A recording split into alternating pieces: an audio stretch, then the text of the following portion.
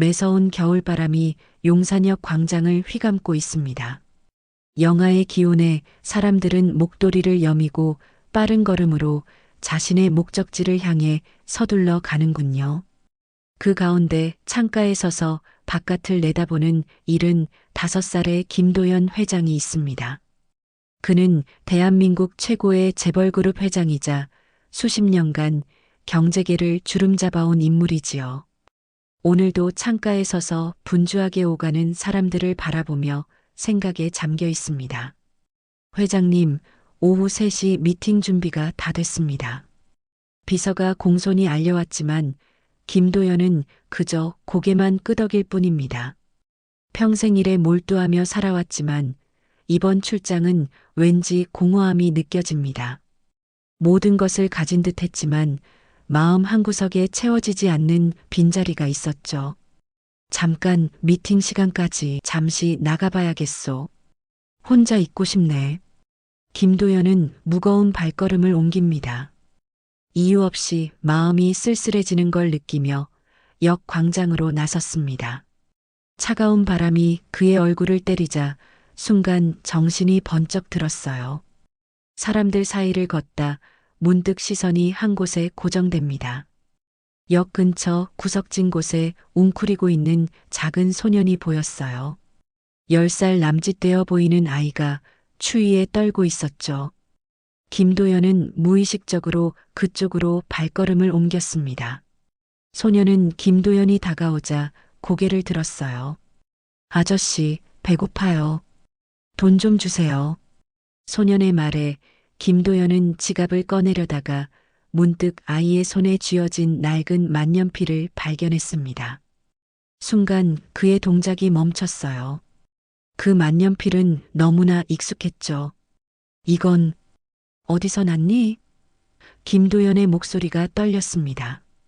소녀는 만년필을 꼭 쥐며 대답했어요. 우리 엄마가 이거 아끼셨는데.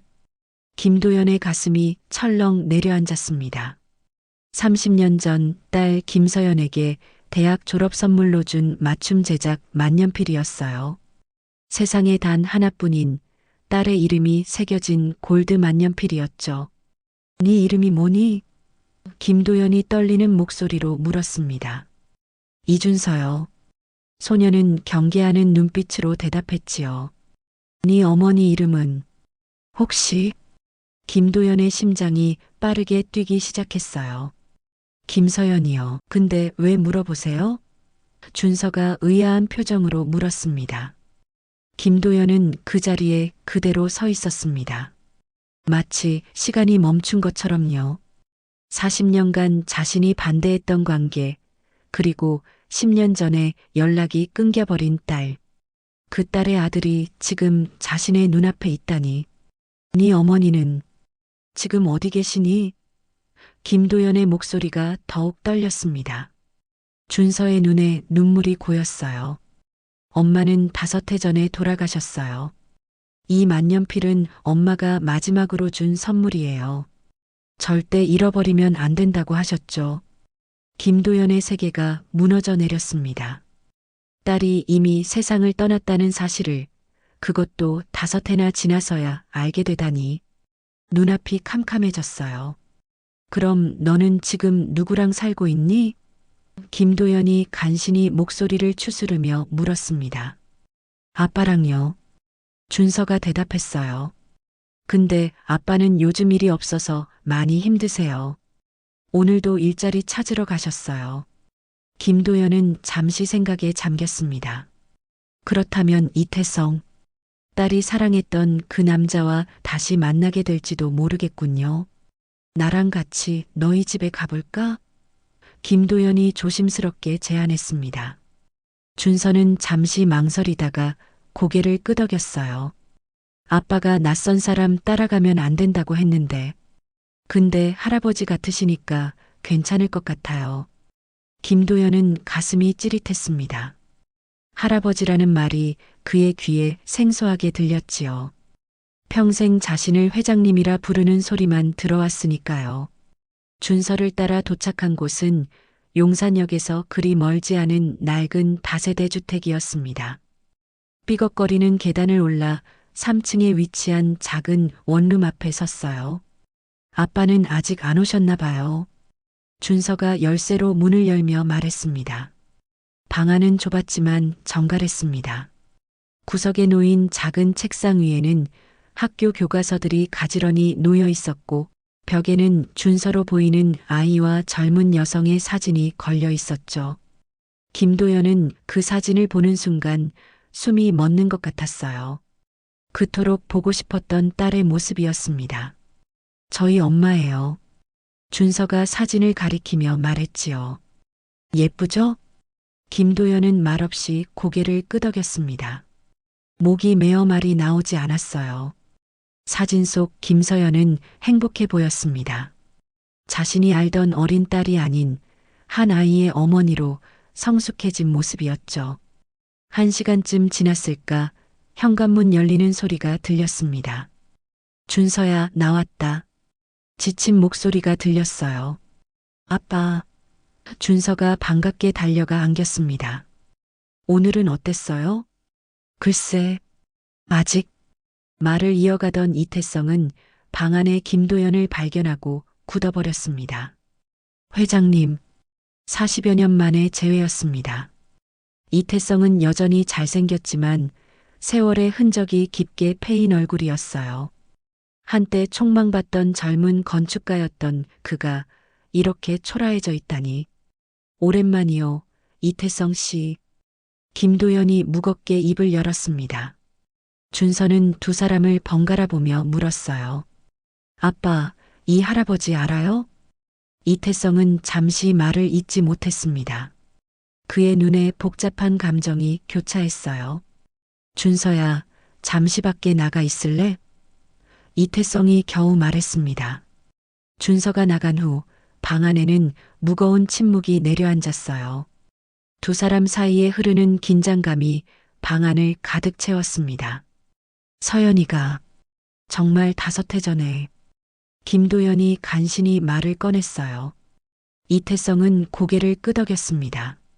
백혈병이었습니다. 발견했을 때는 이미 많이 진행된 상태였죠. 왜 연락하지 않았소? 김도연의 목소리에 분노가 섞였습니다.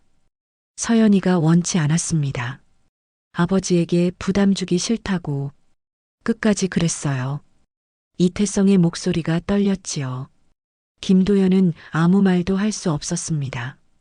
자신의 고집 때문에 딸의 마지막을 함께하지 못했다는 사실이 그를 무너뜨렸어요. 준서는 내 손자구먼. 김도연이 떨리는 목소리로 말했습니다. 네, 그렇습니다. 이태성이 대답했어요. 서연이를 닮았죠. 김도연은 갑자기 무릎을 꿇었습니다. 평생 누구에게도 고개 숙인 적 없던 대한민국 최고의 재벌 회장이 이태성 앞에서 무릎을 꿇은 것입니다. 용서해 주시오. 내가 잘못했소. 딸아이에게, 당신에게, 모두에게 잘못했소. 김도연의 목소리가 흔들렸습니다. 이태성은 당황했습니다. 회장님, 일어나세요. 준서가 볼까봐. 이제라도 준서를 내가 돌봐도 되겠소? 내 손자를 알아보지 못했소. 딸의 마지막도 지켜주지 못했는데 적어도 손자만큼은. 김도연의 눈에서 눈물이 흘러내렸어요. 이태성은 김도연을 일으켜 세웠습니다. 그의 눈에도 복잡한 감정이 서려 있었죠. 준서는 제 아들입니다. 제가 키울 겁니다. 이태성이 단호하게 말했습니다. 김도연은 고개를 숙였어요. 당연한 반응이었습니다. 그렇게 오랜 시간 자신이 그들을 외면했는데 이제 와서 무슨 권리로 손자를 돌보겠다고 하는 것일까요? 하지만 준서가 할아버지를 알 권리는 있다고 생각합니다. 이태성이 덧붙였어요. 서연이도 그것까진 바라지 않았을 테니까요. 그렇게 김도연은 준서와 정식으로 인사를 나눴습니다. 처음에 준서는 의아해했지만 이내 자신의 외할아버지라는 사실에 눈을 크게 떴어요. 진짜 외할아버지예요? 엄마가 얘기해 주신 적 있어요. 준서의 눈이 반짝였습니다. 김도연은 놀랐어요. 엄마가 나에 대해 얘기해줬니? 네, 엄마가 그러셨어요. 할아버지는 너무 바빠서 우리를 만나기 어렵지만 언젠간 꼭 만나게 될 거라고. 준서의 목소리가 점점 작아졌어요. 김도연의 가슴이 무너져 내렸습니다. 서연이는 끝까지 아버지에 대한 원망을 아이에게 심어주지 않았군요. 오히려 자신보다 더 넓은 마음으로 이해하고 있었다니. 준서야, 외할아버지가 너희 집에서 가까운 호텔에 묵고 계신단다. 앞으로 자주 볼 수 있을 거야. 이태성이 준서의 머리를 쓰다듬으며 말했습니다. 정말요? 와, 신난다. 준서가 좋아했어요. 그날 저녁 세 사람은 동네 중국집에서 함께 저녁을 먹었습니다. 준서는 신이 나서 학교 이야기, 친구 이야기를 끊임없이 했죠. 김도연은 처음으로 가족의 따뜻함을 느꼈습니다. 평생 회의실에서 긴장된 식사만 해왔던 그에게는 낯설지만 행복한 시간이었어요. 식사를 마치고 헤어질 시간, 김도연이 조심스레 입을 열었습니다. 이태성 씨, 준서를 내 집에서 키우면 어떨까 싶소. 물론 당신도 함께 와도 좋고. 김도연의 제안에 이태성의 표정이 굳었어요. 그건 불가능합니다. 이태성이 단호하게 말했습니다. 김도연은 고개를 끄덕였어요. 예상했던 대답이었습니다. 하지만 준서의 교육비와 생활비는 제가 책임지고 싶소. 김도연의 목소리가 간절했어요. 이태성은 잠시 침묵했다가 대답했습니다. 준서의 미래를 위한 것이라면 그건 고려해 보겠습니다. 하지만 조건이 있습니다. 말씀해 보시오. 김도연이 기다렸어요. 첫째, 준서의 양육권은 온전히 제게 있습니다. 둘째, 준서에게 돈이 무엇인지 올바르게 가르쳐 주셔야 합니다. 셋째, 서연이의 유언대로 준서가 스스로의 길을 걸을 수 있게 해주셔야 합니다. 김도연은 이태성의 조건에 깊이 고개를 끄덕였습니다. 약속하지요. 그로부터 며칠간 김도연은 준서와 이태성을 자주 만났습니다. 매일 저녁 회사 일을 마치면 곧장 그들이 사는 다세대 주택으로 향했죠. 그룹의 중요한 해외 출장도 미루고 처음으로 가족을 우선순위에 두었어요. 어느 날 김도연은 조심스레 새로운 제안을 했습니다. 이태성 씨, 준서를 매일 이렇게 왔다 갔다 하며 만나는 건 아이에게도 불편할 것 같소? 내가 서초구에 좋은 아파트를 알아봤는데 준서가 좋은 학교도 다닐 수 있고 당신도 새 출발을 할 수 있을 것 같소? 이태성은 처음엔 망설였지만 준서의 미래를 생각하며 결국 동의했습니다. 그렇게 한 달 후 이들은 서초구의 고급 아파트로 이사했어요. 준서는 새 집이 신기한 듯 이곳저곳을 뛰어다녔죠. 우와, 방이 3개나 있어요. 이게 다 제 방이에요? 준서가 눈을 반짝이며 물었습니다. 그래, 내 방이란다. 이제 공부도 더 잘해야겠지? 이태성이 웃으며 대답했어요. 김도연은 새 출발을 기념해 준서에게 선물을 주었습니다. 바로 새 책상과 노트북이었죠. 할아버지, 감사합니다. 준서가 기뻐하며 안겼습니다. 김도연은 생전 처음 느껴보는 감정에 가슴이 따뜻해졌어요. 이것이 가족의 정이구나. 평생 돈과 권력만 쫓던 그에게는 새로운 세계였습니다. 준서는 새 학교에도 잘 적응하는 듯 했습니다. 첫날 긴장했지만 금세 친구들을 사귀었고 학교 생활을 즐겁게 했죠. 이태성도 김도연의 소개로 건축사무소에서 일을 시작했습니다. 모든 것이 순조롭게 흘러가는 듯 했어요. 하지만 한 달이 지나자 변화가 생겼습니다. 준서가 학교에서 돌아오는 날이 잦아졌고 표정도 어두워졌어요. 준서야, 무슨 일 있니? 이태성이 걱정스럽게 물었습니다. 아니에요. 그냥 학교가 좀 어려워요. 준서는 대충 둘러댔지요. 그러나 사실은 달랐습니다. 부유한 아이들이 다니는 학교에서 준서는 점점 소외되고 있었습니다. 명품 옷을 입지 않는다는 이유로, 최신 게임기가 없다는 이유로 아이들은 준서를 따돌렸어요. 쟤네 할아버지가 대기업 회장이라며? 근데 왜 저렇게 옷도 촌스럽게 입고 다녀? 진짜 손자가 아니래. 가난해서 데려왔대. 아이들의 수군거림이 준서의 귀에 들어왔습니다. 준서는 점점 학교 가기를 두려워했어요. 이태성은 아들의 변화를 눈치챘지만 김도연에게는 말하지 않았습니다. 아이가 적응하는 과정이겠지라고 생각했던 것이죠. 하지만 상황은 점점 악화되었어요. 어느 날 밤 준서의 방에서 흐느끼는 소리가 들렸습니다. 이태성이 살며시 문을 열자 준서는 침대 위에서 엄마의 사진을 보며 울고 있었어요. 엄마, 보고 싶어요. 예전 집으로 돌아가고 싶어. 준서의 작은 어깨가 흔들렸습니다. 이태성은 아들을 안아주었어요. 무슨 일이니, 준서야? 학교에서 무슨 일이 있었어? 준서는 결국 모든 것을 털어놓았습니다. 아이들의 따돌림, 그리고 그가 느끼는 소외감까지. 이태성은 가슴이 찢어지는 듯 했어요. 며칠 후 김도연이 방문했을 때 이태성은 모든 것을 솔직하게 말했습니다. 회장님, 준서가 새 환경에 적응하지 못하고 있습니다. 아이들 사이에서 소외감을 느끼고 있어요. 김도연의 표정이 어두워졌습니다. 그는 준서의 방으로 향했어요. 문을 조심스레 열자 준서는 창가에 앉아 멍하니 밖을 바라보고 있었습니다. 준서야, 할아버지랑 얘기 좀 할까? 김도연이 부드럽게 물었어요. 준서는 무표정하게 고개를 끄덕였습니다. 김도연은 그의 옆에 앉았어요. 학교에서 힘든 일이 있다고 들었다. 할아버지에게 이야기해 줄래? 김도연의 목소리가 따뜻했어요. 준서는 잠시 침묵하다가 입을 열었습니다.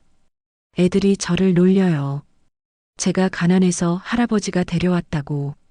진짜 손자가 아니라고. 김도연의 가슴이 아팠습니다.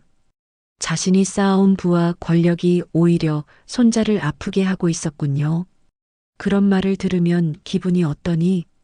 김도연이 물었어요. 슬퍼요. 그리고 화가 나요.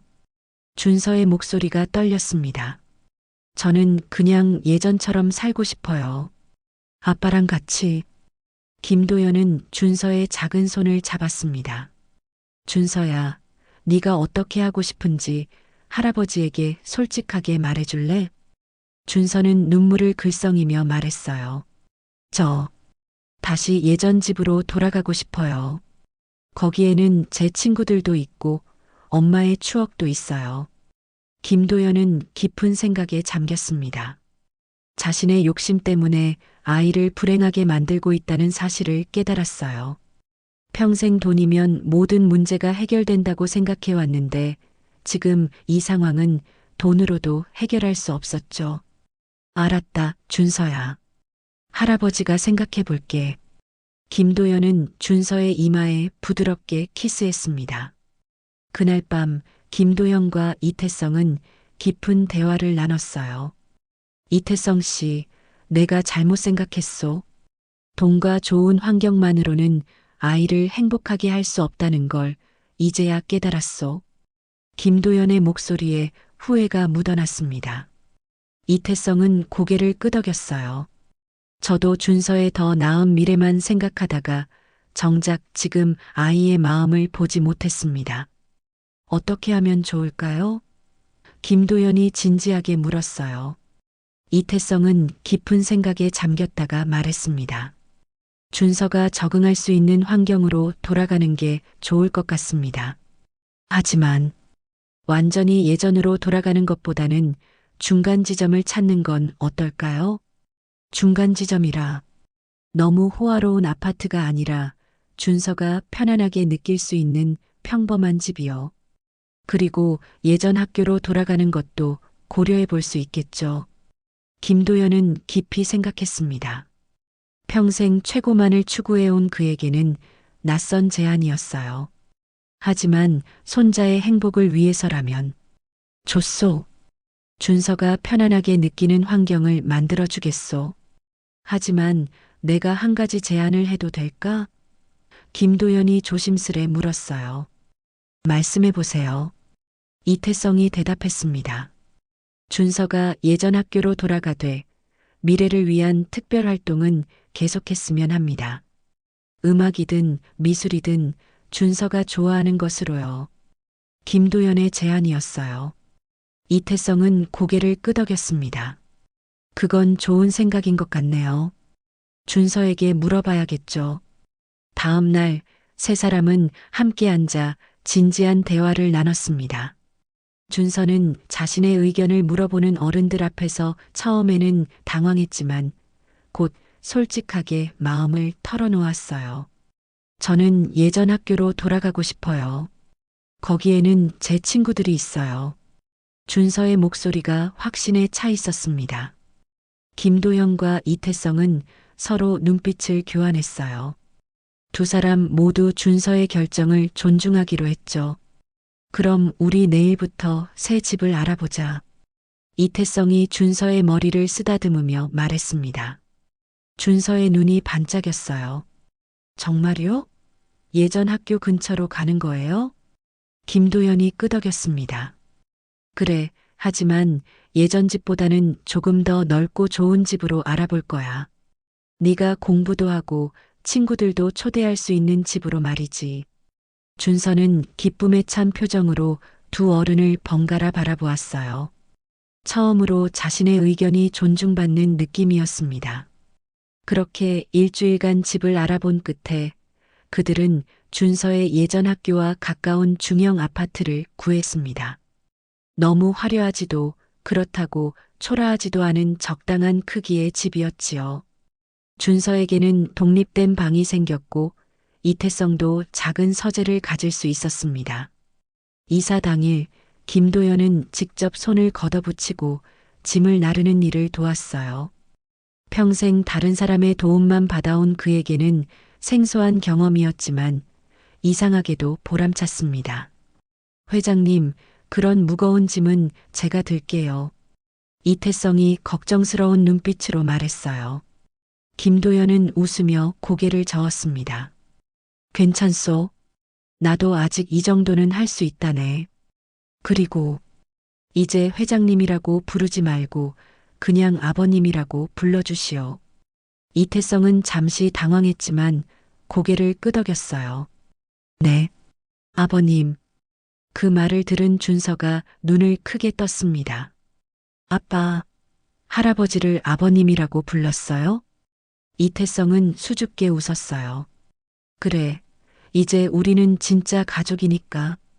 준서는 기쁨에 찬 표정으로 두 사람을 바라보았습니다.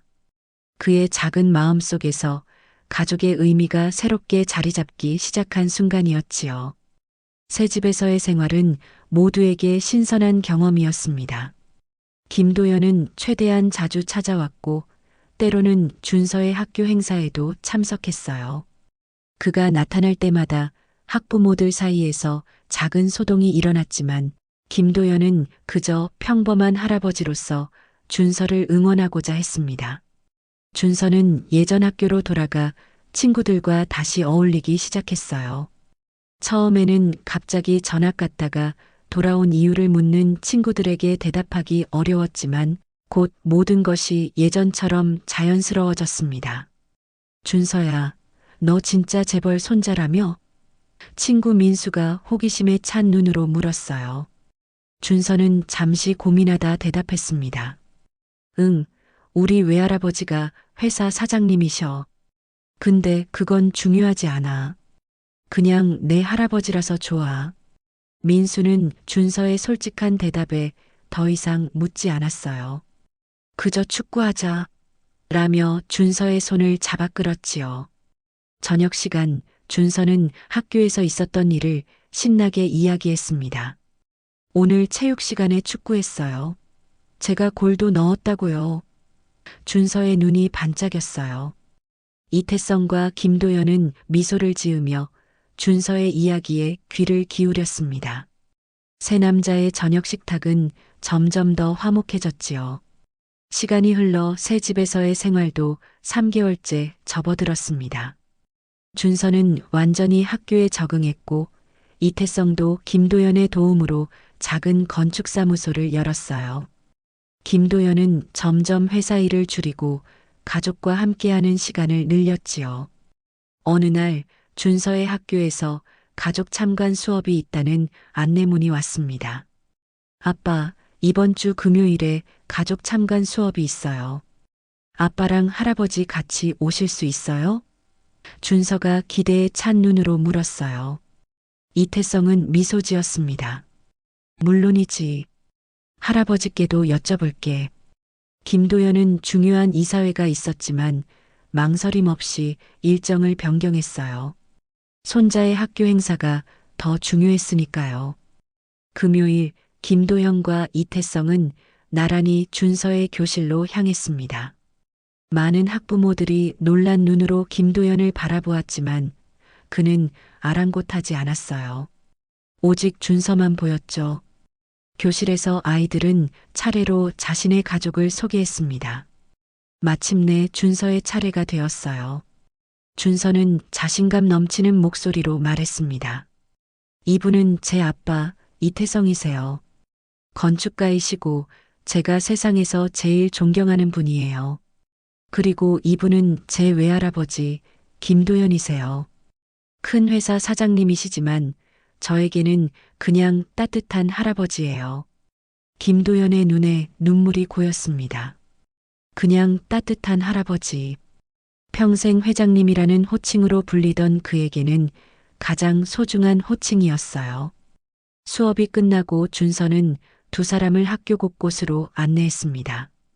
여기가 제가 제일 좋아하는 도서관이에요. 그리고 여기서 친구들이랑 점심 먹어요. 준서의 즐거운 설명을 들으며 세 사람은 학교를 둘러보았습니다. 김도연은 자신이 지원한 호화로운 사립학교가 아닌 이 평범한 공립학교에서 준서가 행복해하는 모습을 보며 깊은 깨달음을 얻었지요. 할아버지, 우리 오늘 용산역에 가볼까요? 갑자기 준서가 제안했어요. 용산역? 왜? 김도연이 의아해하며 물었습니다. 거기서 처음 만났잖아요. 그날 생각나서요. 준서의 말에 김도연은 가슴이 찡해졌어요. 그렇게 세 사람은 용산역으로 향했습니다. 첫 만남의 장소, 모든 것이 시작된 곳이었지요. 할아버지, 기억나요? 여기서 처음 만났을 때 전 정말 배고팠어요. 준서가 그날을 회상하며 말했습니다. 김도연은 고개를 끄덕였어요. 그래, 내가 만년필을 들고 있던 모습이 아직도 눈에 선하구나. 그런데 할아버지, 엄마가 그 만년필을 왜 그렇게 소중히 여겼는지 알아요? 준서가 물었습니다. 김도연은 목이 메어 말을 잇지 못했어요. 이태성이 대신 대답했습니다. 그건 내 엄마가 대학을 졸업할 때 할아버지께서 선물해 주신 거야. 세상에 단 하나뿐인 특별한 선물이었지. 준서는 주머니에서 그 낡은 만년필을 꺼냈어요. 여전히 소중히 간직하고 있었습니다. 엄마가 돌아가시기 전에 이거 꼭 간직하라고 하셨어요. 이건 우리 가족을 연결해주는 끈이라고. 준서의 목소리가 떨렸습니다. 김도연은 더 이상 참지 못하고 준서를 꼭 안았어요. 서로의 따뜻한 온기가 전해지는 순간이었습니다. 용산역 광장에 첫눈이 내리기 시작했습니다. 세 사람은 눈을 맞으며 잠시 서 있었어요. 우리 사진 한 장 찍을까요? 이태성이 제안했습니다. 준서의 눈이 반짝였어요. 네, 우리 가족 사진. 김도연은 가슴이 따뜻해지는 것을 느꼈습니다. 우리 가족. 이 말이 이토록 아름다울 수 있다니. 지나가는 행인에게 부탁해 세 사람은 처음으로 가족 사진을 찍었어요. 김도연 회장, 이태성, 그리고 그 사이에 환하게 웃고 있는 준서. 완벽한 가족 사진이었습니다. 배고프신가요? 준서가 물었어요. 김도연은 웃으며 고개를 끄덕였습니다. 그래, 뭐 먹고 싶니? 준서는 잠시 생각하다가 대답했어요. 떡볶이요. 역 앞에 맛있는 떡볶이 집이 있어요. 김도연은 살짝 당황했습니다. 평생 고급 레스토랑에서만 식사해온 그에게 길거리 떡볶이는 낯선 음식이었거든요. 하지만 그는 미소 지으며 대답했어요. 좋아, 떡볶이 먹자. 세 사람은 역 앞 작은 분식집으로 향했습니다. 좁은 가게에 들어서자 매콤한 향이 코를 찔렀어요. 김도연은 어색하게 좁은 의자에 앉았습니다. 할아버지, 떡볶이 처음이세요? 준서가 호기심 어린 눈으로 물었어요. 김도연은 부끄러운 듯 고개를 끄덕였습니다. 그래, 할아버지는 이런 데서 먹어본 적이 없구나. 정말요? 그럼 제가 가르쳐 드릴게요. 준서가 신이 나서 말했습니다. 떡볶이가 나오자 준서는 젓가락으로 떡 하나를 집어 김도연에게 건넸어요. 자, 한번 드셔보세요. 김도연은 조심스레 떡을 받아 입에 넣었습니다. 매콤하고 달콤한 맛이 입안에 퍼졌어요. 처음에는 놀랐지만 곧 맛있다는 생각이 들었습니다. 어때요, 할아버지? 준서가 기대에 찬 눈으로 물었어요. 맛있구나. 정말 맛있어. 김도연의 솔직한 반응에 준서와 이태성이 웃음을 터뜨렸습니다. 그렇게 세 사람은 소박한 떡볶이 집에서 인생에서 가장 행복한 시간을 보냈습니다. 김도연에게는 평생 처음 겪는 소소한 행복이었어요. 식사를 마치고 나오는 길, 첫눈은 더 굵어져 거리를 하얗게 덮고 있었습니다. 준서는 눈 위를 뛰어다니며 즐거워했어요. 할아버지, 아빠, 눈사람 만들어요. 준서가 신나게 외쳤습니다. 그렇게 세 사람은 용산역 광장에서 눈사람을 만들기 시작했어요. 대한민국 최고 재벌 그룹 회장이 손자와 함께 눈사람을 만드는 모습이 지나가는 사람들의 이목을 끌었지만 김도연은 아랑곳하지 않았습니다. 지금 이 순간이 그에게는 가장 소중했으니까요. 준서야, 김도연이 문득 진지한 목소리로 불렀어요. 할아버지가 깨달은 게 있단다. 준서가 눈을 깜빡이며 바라보았습니다. 행복은 크고 거창한 게 아니라 이렇게 함께하는 순간 속에 있는 거란다. 돈으로 살 수 없는 것들이 세상에는 정말 많아. 할아버지는 그걸 너무 늦게 알았지. 김도연의 목소리가 떨렸어요. 준서는 할아버지의 손을 꼭 잡았습니다. 괜찮아요, 할아버지. 우리는 지금 함께잖아요. 이태성도 옆에서 두 사람을 바라보며 미소 지었어요. 그래요, 아버님. 늦지 않았습니다. 서연이도 분명 우리를 보며 행복해하고 있을 거예요. 준서가 주머니에서 만년필을 꺼내 들었습니다. 엄마가 우릴 지켜보고 있을 거예요. 이 만년필이 우리를 연결해주고 있으니까요. 김도연은 고개를 끄덕였어요.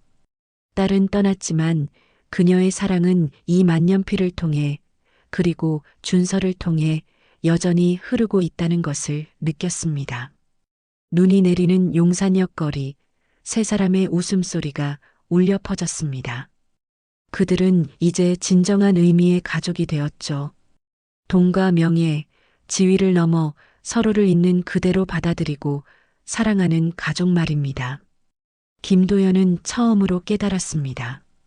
진정한 부자는 돈을 많이 가진 사람이 아니라 사랑하는 사람과 함께하는 순간을 많이 가진 사람이라는 것을요.